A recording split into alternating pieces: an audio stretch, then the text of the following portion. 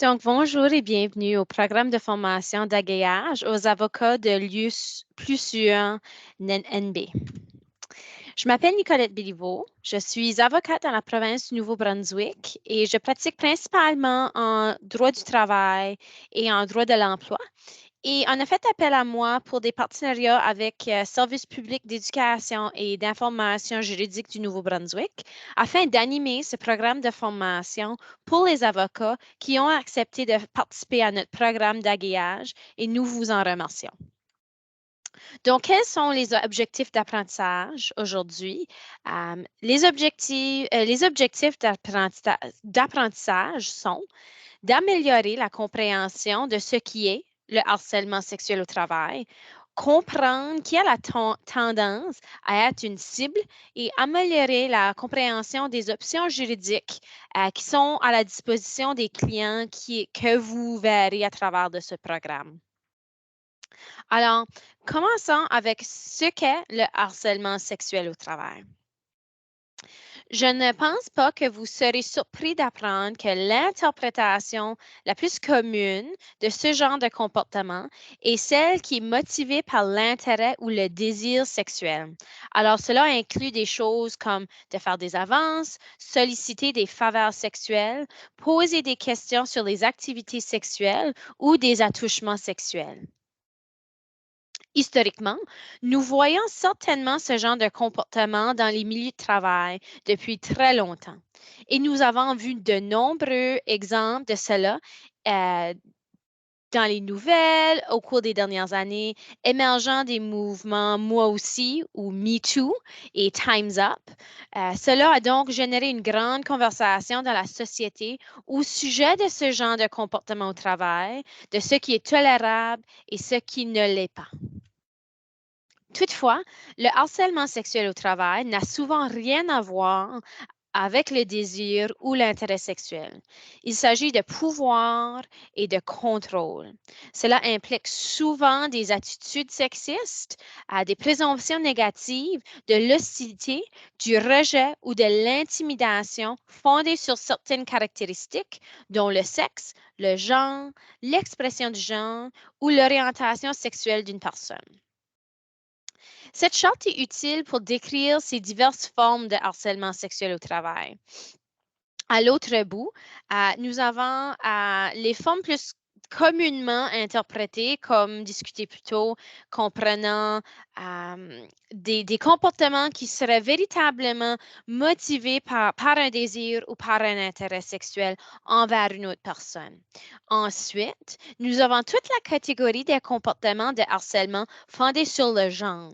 Ce sont des comportements, commentaires ou gestes qui sont motivés par des choses comme des attitudes sexistes, des stéréotypes concernant certaines personnes, des stéréotypes qui sont fondés peut-être sur des identités sexuelles et les rôles de genre d'une personne. Il est important de comprendre ces composants alors que vous conseillez vos clients. Donc, l'identité de genre est intrinsèque.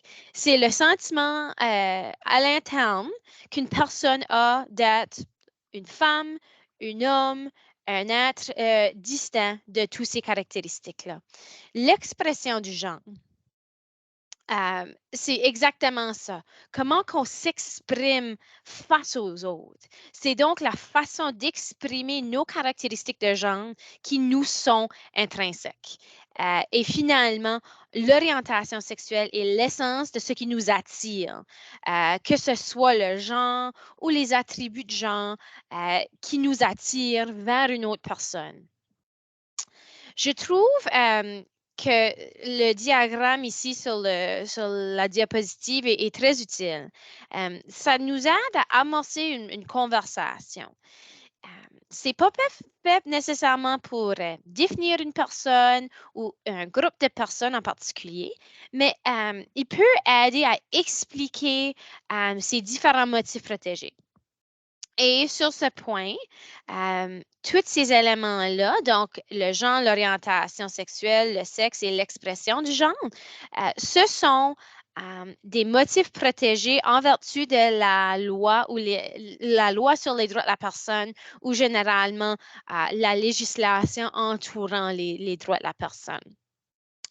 Le genre est donc, dans ces diagrammes, démontré comme étant votre cerveau. Vous seul pouvez identifier quelle est votre identité de genre.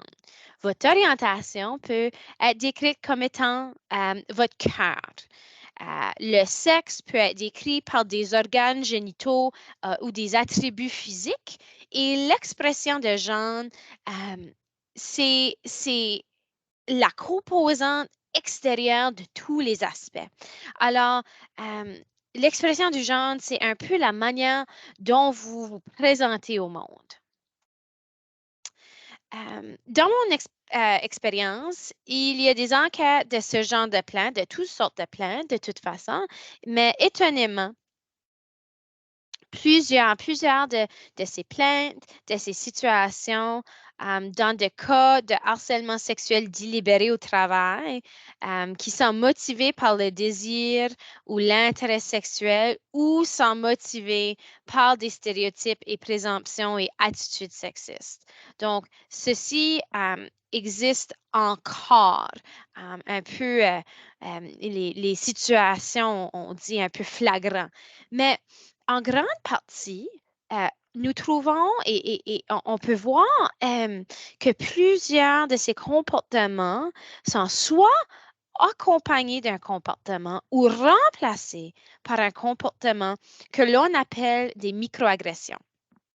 Donc, ce sont des comportements, commentaires ou gestes qui ne sont pas aussi peut-être flagrants ou évidents, mais sont plus subtils.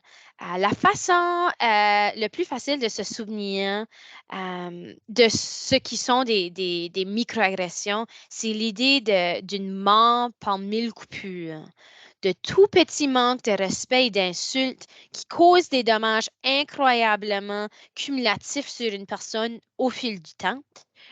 Cela est souvent vécu par des personnes vulnérables.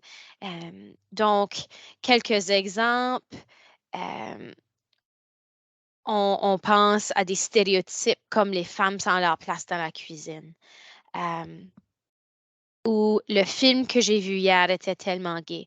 Ça pourrait être, par exemple, d'encourager exclusivement les comportements hétéronormatifs comme le langage il-elle dans les politiques de travail. Cela pourrait comprendre le fait d'ostratiser, ignorer, exclure certaines personnes, les femmes par exemple, mais aussi les membres de la communauté LGBTQ2S+, les minorités visibles ou des personnes en situation d'handicap. Donc, ces groupes de personnes sont très souvent caractérisés par des insultes qui sont stigmatisées. Cette diapo ici démontre quelques exemples concrets de la façon dont se présentent ces types de commentaires et tout au travail. On voit ici beaucoup de préjugés fondés sur le sexe, l'identité de genre et l'expression de genre d'une personne. Et ils sont beaucoup en milieu de travail. Comme avocat qui conseillera à des personnes qui croient avoir été la cible de harcèlement sexuel au travail, il est important que vous compreniez qu'alors que les comportements délibérés se produisent toujours, ils sont souvent remplacés ou accompagnés par ces formes de microagressions qui sont autant dommageables au sein d'une personne. Donc, on va maintenant parler de l'incidence de l'harcèlement sexuel au travail sur les employeurs. Donc, vous ne seriez pas surpris d'apprendre que l'impact est important. Cela mène presque toujours vers une diminution de la satisfaction au travail, une augmentation de la probabilité de démissionner. La plupart des gens veulent tout simplement que le comportement cesse, mais la plupart des gens sont aussi réticents au conflit. Alors, plusieurs personnes choisissent de simplement quitter leur emploi plutôt que tenter de s'occuper de gérer la situation à l'interne.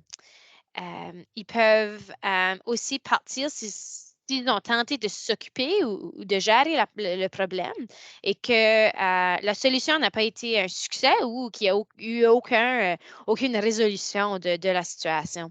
Cela affecte négativement leur santé mentale et cause un stress additionnel. Donc, il y a aussi des effets sur les organisations. Donc, c'est tout autant dommageable d'une perspective globale. Et puis, les recherches soutiennent que ces genres de comportements au travail entraînent une augmentation d'absentéisme ou un roulement du personnel, comme que l'on vient de mentionner, une augmentation des congés de maladie, une diminution de la productivité et qui peut mener à des poursuites judiciaires. Donc, non seulement ça affecte la productivité, mais ça ouvre vraiment un risque financier important pour des organisations si des situations de harcèlement sexuel au travail ne sont pas correctement gérées en milieu de travail. Donc, je veux vous parler un peu de ce qui sont les obligations juridiques et les critères juridiques quand on parle de le harcèlement sexuel au travail.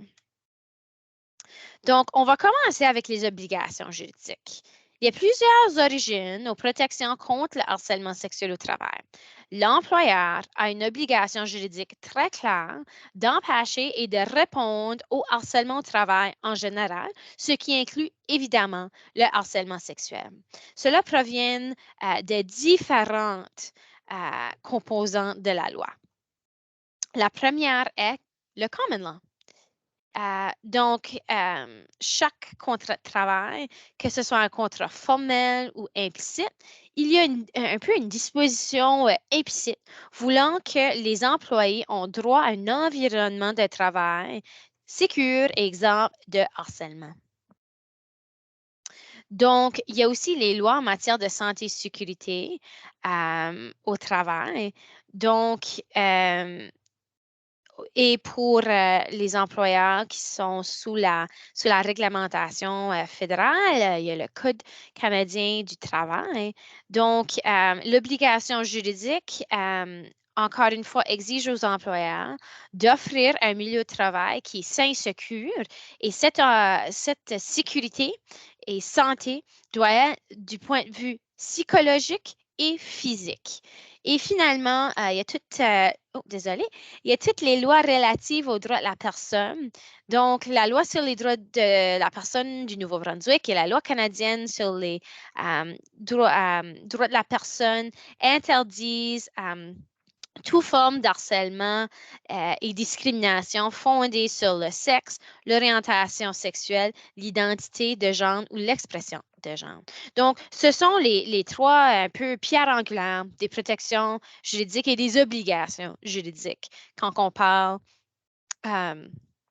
de les obligations que les employeurs ont face à le harcèlement sexuel en milieu de travail.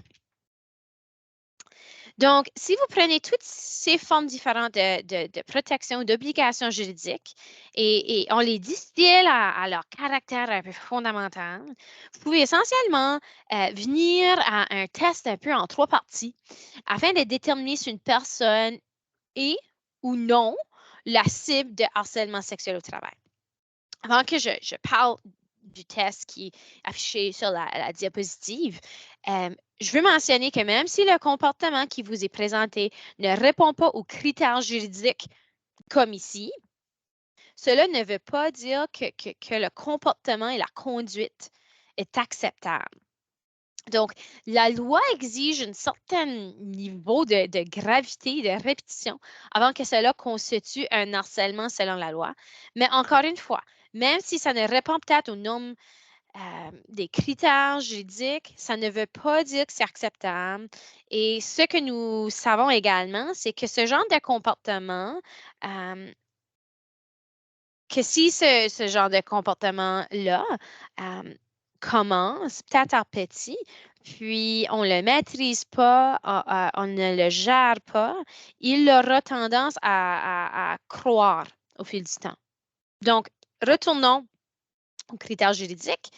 Donc, la première composante est que pour avoir du harcèlement sexuel au travail, il doit avoir un comportement, des commentaires ou des gestes de nature sexuelle ou sexualisée ou fondés sur le genre dans le milieu de travail. Fait une seule fois, si c'est grave et que ça a un impact important et à long terme, ou à une série d'incidents. La deuxième composante est de ce critère de dès que le comportement, la conduite, les commentaires ou les gestes doivent être connus ou devraient raisonnablement être connus comme étant inopportuns. Le test de la personne raisonnable.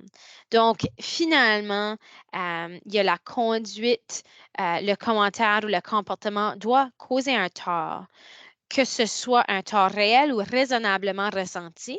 Ça peut être des choses comme menaçant la santé et sécurité de l'employé, qui rabaisse, dénigre ou cause de l'humiliation ou de l'embarras. Ou ça peut être un tort qui entraîne l'imposition d'une condition de nature sexuelle sur toute possibilité d'emploi, de formation ou de promotion au milieu de travail. C'est donc un peu un avant-goût du comportement que vous recherchez lorsque des clients se présentent à vous et que vous tentez de déterminer si ou non était la cible de harcèlement sexuel au travail avant d'en venir aux options qui peuvent être à leur disposition. Donc, vous voyez ici plusieurs exemples de types de comportements, mais bien entendu, il y en a plusieurs sortes de comportements qui pourraient être considérés comme du harcèlement sexuel en milieu de travail. L'autre élément que vous recherchez, évidemment, est-ce que le comportement est survenu en milieu de travail? Donc, qu'est-ce qui est le milieu de travail? C'est en fait très vaste. Donc, on a bien dépassé la vieille mentalité que le milieu de travail, c'est vraiment les quatre murs de l'entreprise, du bureau, disons.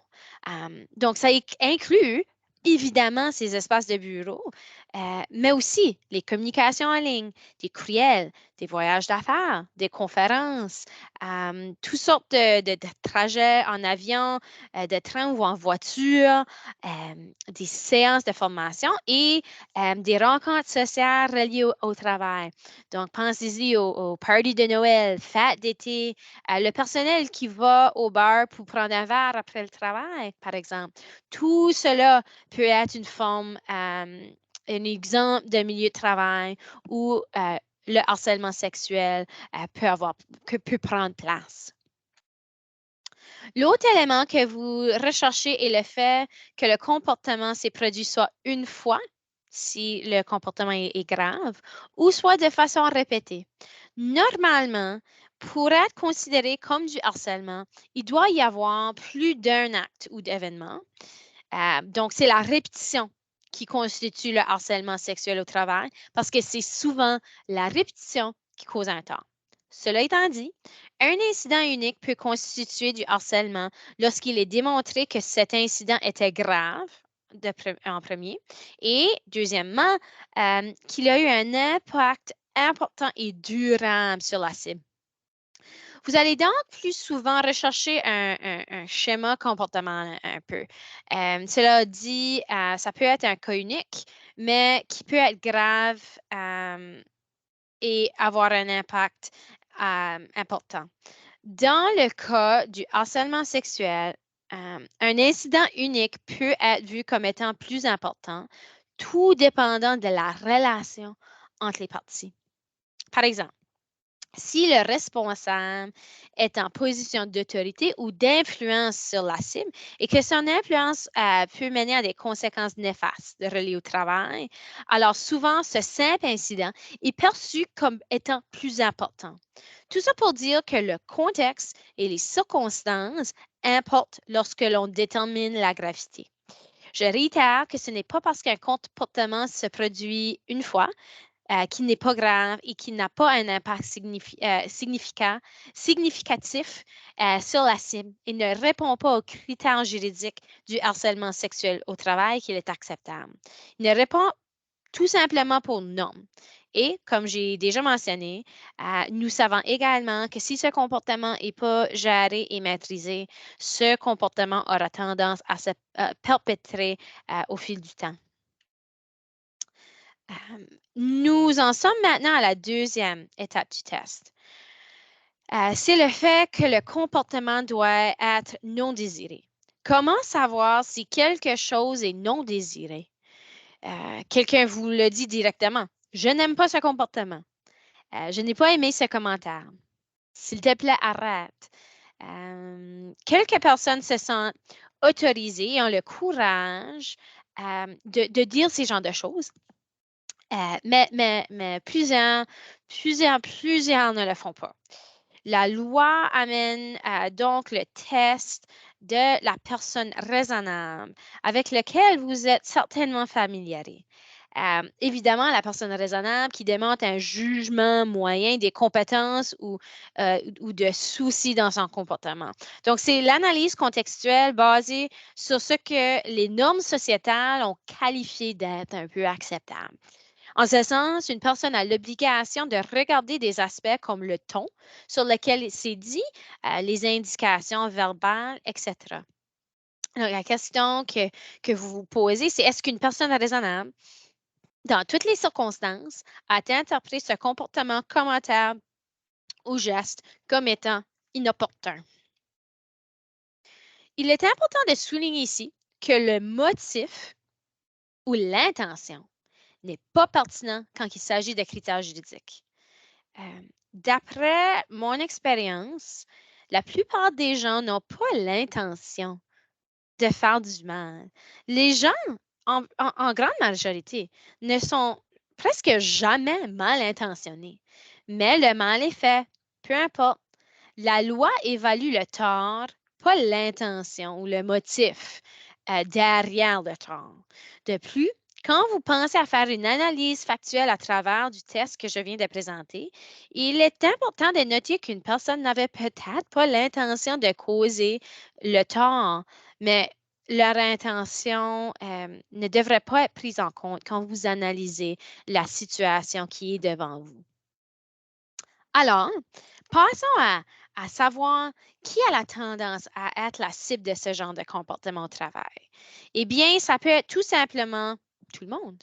Les recherches démontrent toutefois que les femmes sont les plus cibles, les plus probables. Toutefois, plusieurs autres employés vulnérables deviennent également fréquemment des cibles. Par exemple, des membres de la communauté LGBTQ2S+, des immigrants nouveaux arrivants, des minorités visibles et des employés en situation de handicap. C'est donc assurément un composant de toute notre main-d'œuvre qui est le plus vulnérable à ce type de comportement. Et le harcèlement peut survenir entre collègues, entre des subordonnés et leurs supérieurs. Ça peut être des hommes qui harcèlent des femmes. Ça peut être des femmes qui harcèlent des hommes.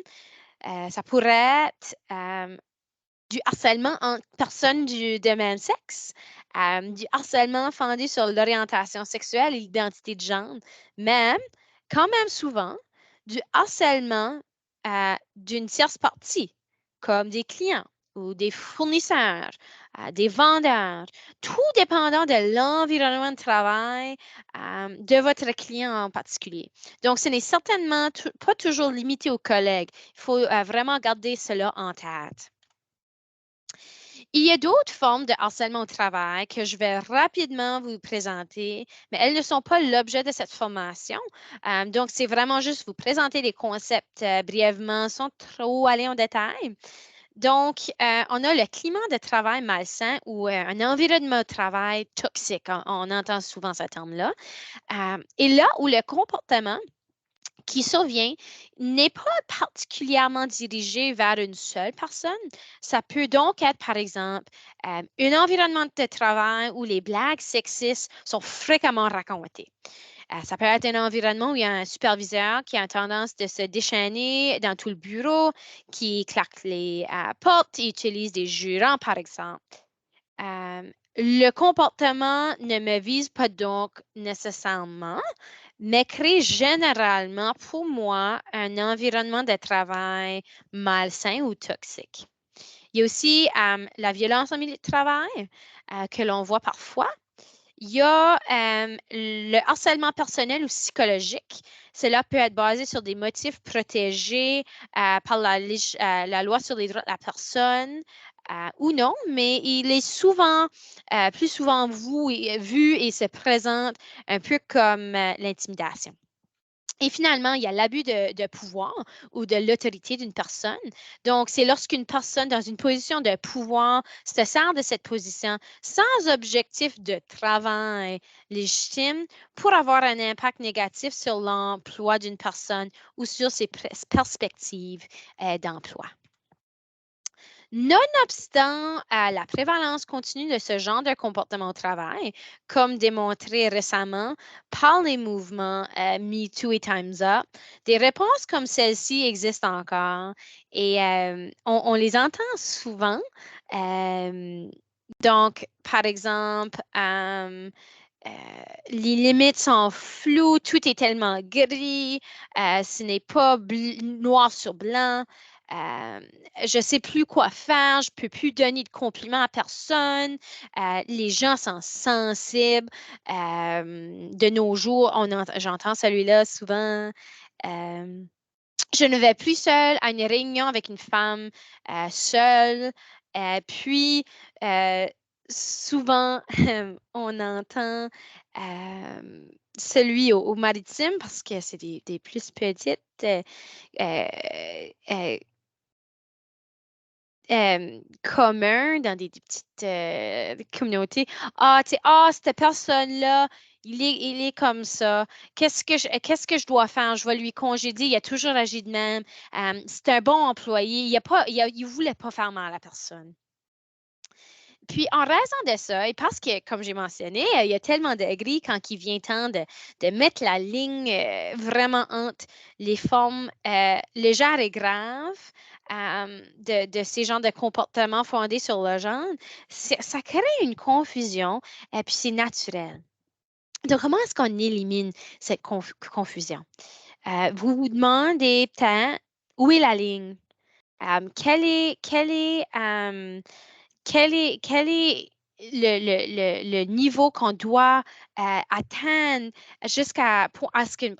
au point que l'on intervienne, puis peut-être de façon légale. Donc, en réponse aux questions et commentaires, comme ça, et les mouvements MeToo Time's Up, la professeure Kathleen Kelly Reardon du University of South Carolina a élaboré un spectre pour aider à différencier parmi les divers types de harcèlement et d'infractions fondées sur le genre. Alors, l'intention est d'être un peu comme un plan pour les gens et les organisations et se familiariser avec les niveaux un peu d'outrage que cela peut causer dans les relations de travail, de créer et de perpétuer des environnements de travail hostiles. Donc, l'éventail va du comportement généralement non choquante jusqu'à l'inconduite sexuelle grave. Donc, ce n'est pas vraiment un outil légal, mais c'est une guide pratique pour vous aider à comprendre la gravité du comportement. Alors, quand les clients viennent vous voir, cela pourrait vous aider à juger le degré de gravité auquel ils ou elles ont été soumis en ce qui concerne un comportement. Donc, passons rapidement à travers dessus en commençant par le premier. Donc, une conduite généralement non choquante. Mais je dois préciser que les circonstances importent toujours. Donc, on ne peut pas le regarder de vase clos. Tu parais bien aujourd'hui à propos de, par exemple, le visage. N'est peut-être pas offensant, mais si quelqu'un vous a dit cela en vous déshabillant du regard ou l'a dit à répétition chaque jour en vous regardant avec amour ou un désir sexuel dans les yeux, ça deviendra à certains mouvements un comportement plutôt offensant. En mettant le contexte de côté, ce que nous ne pouvons jamais entièrement faire en tant qu'avocat, vous le savez, mais qu'on va le faire pour le but de cette formation, ce sont des types de commentaires relativement euh, non offensants.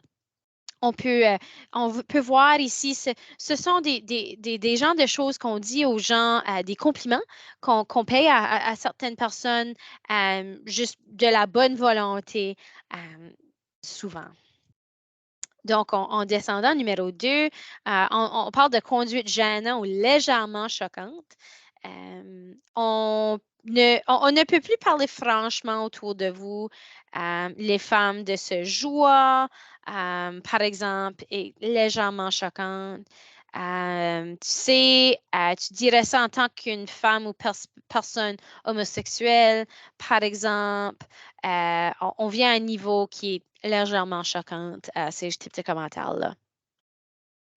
Le plus qu'on descend, numéro 3, le plus nous dirigeons vers des comportements choquants. Ça dit ici, pas nécessairement intentionnel. Ce n'est pas nécessairement intentionnel ou manifeste, mais il y a des choses comme des câlins non désirés ou inopportuns. Puis, est-ce que ça veut dire qu'on ne peut pas faire de câlins à personne, par exemple à nos collègues? Non. Est-ce que c'est mieux de demander la permission avant de le faire? Oui. Absolument. Donc, je vous donne un exemple en utilisant la personne raisonnable. Si Joe vient de perdre sa mère, qu'il revient au travail, que je le prends dans mes bras en disant je suis tellement désolée pour toi et que Jogel ne me rend pas le câlin et a l'air mortifié par mon câlin, est-ce que je me suis engagée dans un harcèlement sexuel au travail? Pas nécessairement. Mais je dois maintenant prendre en note que les câlins sont non désirés par Joe parce que par le biais de sa réaction physique, euh, on le sait qu'il ne le désire pas. Donc, si je continue à avoir ce type de comportement-là, il y a des chances qu'il soit rapidement considéré comme étant offensant.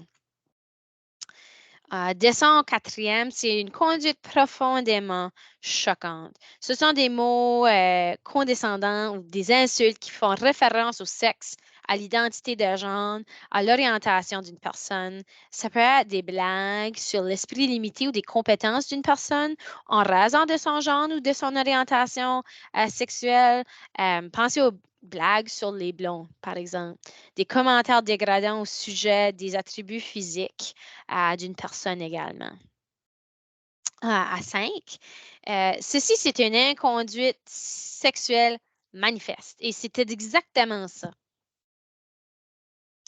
Par exemple, le fait d'agripper, d'embrasser de façon non sollicitée, de poursuivre ou solliciter une relation personnelle ou intime avec une personne alors qu'il ou elle exprime son désintérêt à son sujet et de faire des commentaires dégradants concernant la sexualité d'une personne. Et finalement, on a le plus grave des graves, exposer ses parties génitales, se presser son corps contre celui d'une autre personne de manière suggestive, menacer sa carrière s'il refuse une relation sexuelle ou des gestes à caractère sexuel, ou en fin de compte, forcer une autre personne à avoir une relation sexuelle avec eux. Passons maintenant aux options et aux conséquences juridiques. Il y en a quelques-uns pour les employés qui ont ce genre de comportement et vivent, qui ont été les mis en cause. Les auteurs de harcèlement sexuel au travail peuvent être punis allant jusqu'au congédiement par leur employeur, peuvent être tenus personnellement, financièrement, responsables en vertu de la loi en matière de santé et sécurité au travail ou peut-être la loi sur les droits de la personne. Et il y a possiblement des infractions criminelles en vertu du Code criminel du Canada. Donc, comme nous le savons, en tant qu'avocat, l'ignorance de la loi n'est pas une excuse, n'est pas une défense. Alors, il y a des conséquences réelles pour des employés qui s'allient de ce genre de comportement. Il y a aussi des conséquences pour l'employeur. Comme je l'ai dit plus tôt, les employeurs sont légalement tenus par le common law et la loi d'offrir un environnement de travail sain et sûr du point de vue physique et psychologique. Le non-respect de cette consigne peut entraîner d'importantes responsabilités financières. Il est également important de comprendre que les employeurs sont responsables des actions de leurs employés s'ils n'ont pas fait preuve de diligence raisonnable, comme vous le savez, on commence à parler de la responsabilité du fait d'autrui. Donc, un simple manque de sensibilisation de la part de la gestion n'élimine pas cette responsabilité. Ça s'applique à tous les milieux de travail. Donc, c'est une composante qui est importante de comprendre également. Alors, quelles sont les options pour vos clients lorsqu'ils se présentent à vous avec une allégation de harcèlement sexuel au travail? La première option, et je les explique sans ordre particulier, est une plainte à l'interne en milieu de travail. Donc, en 2019, la loi sur l'hygiène et la sécurité au travail du Nouveau-Brunswick des modifications ont été apportées pour que les employeurs de cette province qui sont sous la réglementation provinciale, peu importe leur taille, doivent adopter et mettre en place une politique en ce qui concerne le harcèlement au travail, y compris le harcèlement sexuel. Donc, cette politique, selon les règlements, doit comprendre de divers points que vous voyez ici. Donc, par exemple, la procédure d'enquête, l'information concernant la façon dont les employés touchés seront informés des résultats, une procédure pour mettre en œuvre toute mesure corrective si on a déclaré que le harcèlement au travail a eu lieu, des mesures de suivi qui seront utilisées avec l'employé ciblé, l'identification des besoins de formation, une déclaration indiquant que chaque employé a droit de travailler sans se faire harceler et à qui les employés doivent-ils rapporter leurs griefs ou inquiétudes ou plaintes. La loi exige donc dans cette province que tous les employeurs aient ceci et il y a des exigences semblables selon le Code du travail du Canada pour les employeurs sous réglementation fédérale. Un élément absolument essentiel d'une politique en milieu de travail souligne les processus et la procédure de résolution informelle ou formelle des allégations de harcèlement au travail. Et évidemment, la politique exige de couvrir toute forme de harcèlement, incluant le harcèlement sexuel au travail. La politique devrait également inclure certaines de ces caractéristiques essentielles pour cela. Donc, quand on parle des moyens de traiter les plaintes à l'interne, si un client est venu vers vous et qu'il y a une politique en milieu de travail à l'interne, s'il n'y en a pas, il y a toujours des options pour lui afin qu'il parle simplement à son employeur au sujet du comportement. Parmi les types de résolution formelle, il y a des conversations informelles, il y a des conversations structurées, du coaching, la médiation et des processus de groupe. L'objectif est la résolution et non la punition. Alors que vous devriez généralement suggérer les résolutions informelles à l'intérieur du milieu de travail si l'employeur est prêt à le faire. Il l'est très souvent lorsqu'il fait face à des potentielles répercussions juridiques. Donc, l'objectif est encore la résolution et donc il est approprié d'utiliser ce type de résolution lorsque le comportement est moins grave. Alors, si on retourne au spec que nous avons passé en revue un peu plus tôt, vous ne voudriez pas certainement utiliser le processus de résolution informelle pour des inconduites sexuelles graves, par exemple. Vous devriez y penser lorsque vous parlez à des formes moins graves de harcèlement sexuel au travail, des exemples moins graves du spectre. Donc, on peut passer un peu les différentes méthodes. Donc, le coaching, souvent, peut-être, les parties ont besoin des conseils ou des directives. Donc, c'est un processus un peu tête-à-tête où une personne au sein de l'organisation aurait une rencontre pour parler avec la responsable afin d'encourager la conscience de soi, reconnaître l'impact de son comportement et ses actions et d'aider de lui faire comprendre les effets. euh, euh, et pourquoi la personne se sentait ciblée de même. Des conversations structurées est utilisées si les deux parties sont à l'aise de se rencontrer seules. Puis, une tierce partie neutre, donc normalement une membre de la gestion, peut prendre part à la rencontre pour aider juste un peu à faciliter la conversation. Et on connaît tous un peu la médiation. Donc, ça implique souvent une tierce partie impartiale qui entend les deux côtés de la situation à l'intérieur du milieu de travail, ce qui est encore une fois, ça encourage la discussion avec l'objectif de résoudre le conflit et de trouver une résolution, puis quelles sont les choses qui doivent être faites pour pouvoir travailler ensemble. Donc, ce sont des types informels de processus que vous pouvez suggérer à vos clients. Encore une fois, cela nécessite l'appui de l'employeur, mais ce sont souvent des outils très utiles pour tenter de résoudre une inconduite un peu de base, là. Mais comme je l'ai dit, chaque employeur doit en avoir une politique et toutes ces politiques doivent avoir un processus d'enquête formel. L'objectif de ce processus est la recherche de faits pour conclure s'il y a eu ou non du harcèlement sexuel ou harcèlement au travail. Alors, ça peut être une option que vous suggérez à vos clients aussi. C'est vraiment une enquête où on recherche toutes les informations. Si leur employeur n'a pas de politique ou n'a pas de formulaire de dénonciation, vous pouvez jeter un coup d'œil sur le site web Lieu plus sûr NB pour quelques ressources. Il y a des modèles de politique et de manière importante, il y a un exemple de modèle que les employés peuvent utiliser pour faire un rapport à leurs employeurs.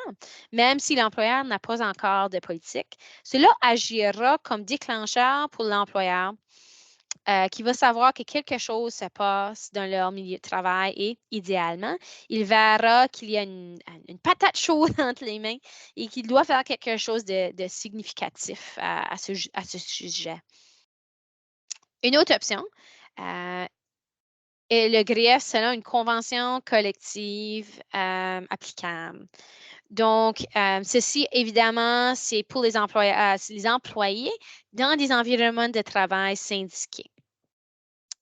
Donc, si les victimes sont dans ce type d'environnement-là, ont été victimes d'harcèlement sexuel au travail, ils ont le droit de déposer un grief en raison de l'échec de l'employeur de maintenir ou de créer un milieu de travail exempt de harcèlement. L'objectif du processus de grief est de remplacer l'employé au poste qu'il aurait été, n'eût été la violation de l'employeur à la suite du comportement fautif de l'autre employé. Selon les circonstances, celui qui dépose le grief peut donc avoir droit à quelques solutions, donc le remboursement pour un congé de maladie, des dommages à intérêts généraux, une perte de revenus passifs, de futur ou des dommages à intérêts majorés ou punitifs. Donc, ça serait lorsqu'il y aurait un succès lors d'une audience en arbitrage. L'autre option, qui n'est pas disponible pour des employés syndiqués, est la poursuite civile. Donc, ça serait dans le cas d'employés non syndiqués qui sont assujettis à la loi sur les normes d'emploi. Donc, la victime ou les cibles peuvent déposer une poursuite au civil contre celui qui les a harcelés en vertu d'agression ou de voie de fait. dépendant de la situation. Mais quand on parle de la relation de travail, la loi importe dans tout contrat de travail, que ce soit clause écrite ou implicite, que, encore une fois, les employés ont droit à un environnement de travail exempt de harcèlement. Alors, si ce ne se produit pas, l'employé peut aussi poursuivre pour un congédiement abusif ou déguisé. Donc, cela signifie qu'en n'offrant pas un milieu de travail exempt de harcèlement, l'employeur aurait unilatéralement modifié une condition fondamentale du contrat de travail et crée ainsi la possibilité de déposer une action civile basée sur un congédiement déguisé.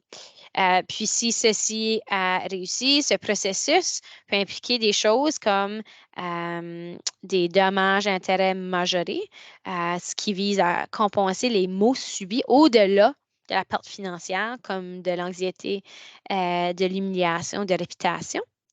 Il y en a compensatoires, donc pour les maux spécifiques, comme perte de salaire ou une blessure spécifique. Il y a aussi punitif. Donc, ça, c'est pour punir le malfaiteur. Donc, la Cour ordonne des dommages d'intérêt punitifs pour une possibilité, et c'est un exemple, une dissuasion du comportement. Et aussi des dommages d'intérêt symboliques.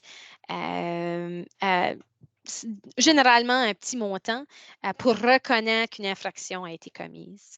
Je note que l'action au civil est probablement l'option la plus dispendieuse que votre client peut poursuivre parce que, comme nous le savons, la représentation juridique n'est pas exigée dans nos tribunaux, mais est souvent recommandée.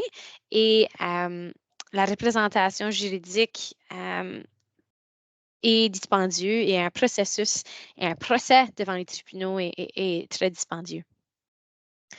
Donc, si nous retournons, par exemple, à la plainte à l'interne selon la politique de harcèlement d'un milieu de travail, il n'y a aucun coût qui est rattaché. Et avec un processus de grief, votre client est représenté par son syndicat, puis il n'y a non plus pas de coût. Donc, c'est pour ça que cette option-ci est l'option la plus coûteuse. Une autre option de plainte serait une plainte aux commissions des droits de la personne. Donc, comme l'a indiqué précédemment, les lois sur les droits de la personne du Nouveau-Brunswick et du Canada protègent contre la discrimination fondée sur le sexe, l'identité de genre, l'expression de genre et l'orientation sexuelle. Cela s'applique aux relations de travail. C'est un processus sans frais de déposer une plainte, dans le sens que la commission va porter la plainte. L'employé peut toutefois vouloir engager un avocat pour son propre compte, mais ce n'est aucunement nécessaire. En ce qui trait du processus, il y a quelques dates importantes qu'il faut qu'on se souvienne. La plainte doit être déposée dans les 12 mois suivant l'incident allégué ou lorsque nous parlons d'incident continu, dans les 12 mois suivant le dernier incident. Petit conseil, si l'employé syndiqué, la Commission des droits de la personne exige souvent que le processus de grief soit suivi avant de traiter une plainte des droits de la personne pour éviter un dédoublement des procédures. Alors, si votre client est syndiqué, votre première réelle option est la plainte à l'interne et ou le dépôt d'un grief. Pour déposer une plainte à la commission, les plaignants doivent remplir le formulaire de plainte qui est disponible sur le site de la commission. Et c'est vraiment facile à suivre.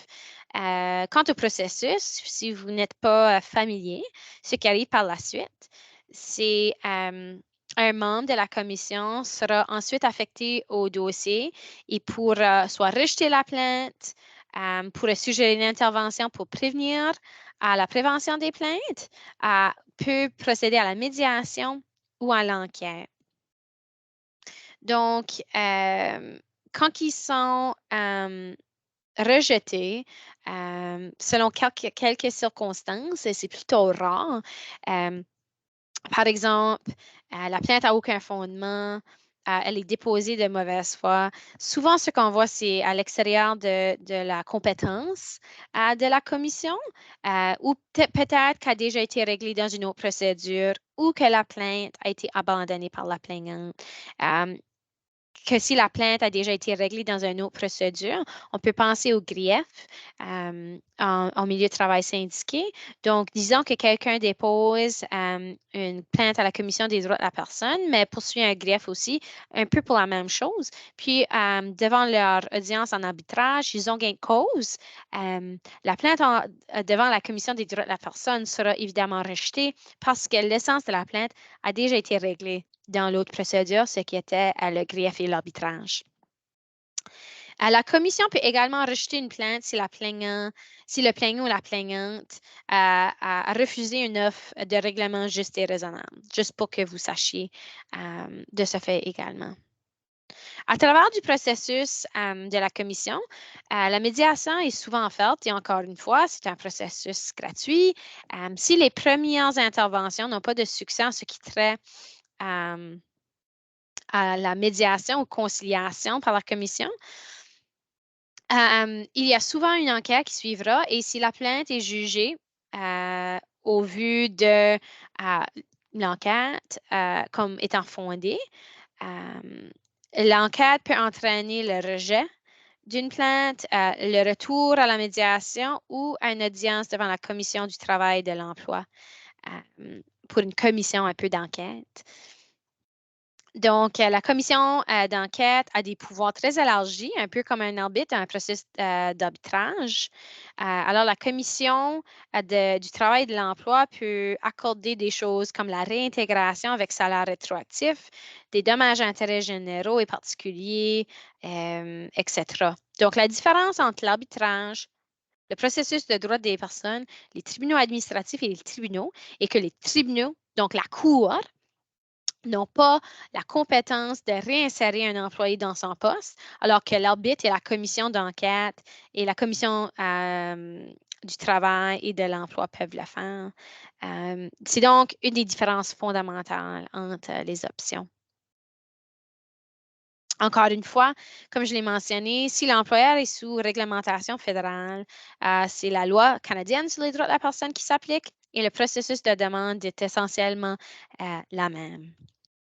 La dernière option est une plainte à la police. Donc, évidemment, cela dépend de la nature du comportement allégué, mais les agressions sexuelles ou toute autre forme sont des infractions criminelles graves. Donc, la police pourrait être appelée à porter des accusations criminelles. Donc, dans ces circonstances, la victime rapporterait le harcèlement criminel ou l'agression sexuelle à la police qui pourrait arrêter ou accuserait le prévenu. Si des accusations sont portées, le procureur de la couronne sera responsable d'un peu suivre et superviser ce processus. Les victimes, comme vous le savez, perdent pas mal le contrôle au cours du processus criminel, mais la Charte canadienne des droits des victimes leur donne droit à de l'information, à une participation, de demander un dédommagement, à la protection et de déposer une plainte. Donc, il y a aussi des organismes dans la province qui travaillent activement dans ce domaine pour aider les victimes. Donc, ces ressources sont importantes. Donc, si votre client rapporte des graves comportements de cette nature, violence sexuelle Nouveau-Brunswick est l'une de ses identités. Alors, si les accusations ne sont pas retenues, les victimes peuvent toujours demander un engagement de ne pas, par exemple, troubler l'ordre public ou pour empêcher l'accusé de leur avoir accès. Puis aussi, il y a aussi à garder en tête que poursuivre le processus de plainte au criminel peut demander une participation à des audiences et à un procès éventuel. Alors, quand vous passez à travers le parcours avec le client en offrant des conseils juridiques concernant le harcèlement sexuel au travail, il y a quelques endroits et ressources que vous pouvez obtenir d'autres informations. le site web de l'UPSUR, le site web du SPEIGNB, le site web de la Commission des droits de la personne du Nouveau-Brunswick a beaucoup, beaucoup de bons renseignements et d'informations. Et aussi Travail sécuritaire Nouveau-Brunswick, parce que c'est de là où les employeurs ont l'obligation d'avoir la politique en milieu de travail contre le harcèlement. Le travail sécuritaire NB offre aussi de l'orientation pour savoir lorsqu'un comportement peut déclencher une demande d'indemnisation de travailleurs. La seule fois où cela survient dans ce contexte, c'est si votre client était la victime d'une réaction aiguë à un événement traumatique en milieu de travail. C'est assez limité dans la province en ce qui concerne le genre de comportement qui peut entraîner l'acceptation d'une demande d'indemnisation des travailleurs, mais ces ressources sont certainement là pour votre lecture attentive également. Je vous remercie d'avoir pris le temps de regarder cette vidéo aujourd'hui. Si vous en trouvez dans une situation que vous ne comprenez pas, n'hésitez pas à contacter l'UPSUR. On peut nous mettre en contact pour naviguer à travers de ce programme. Donc, à nouveau, merci beaucoup de votre attention et bon succès dans ce programme.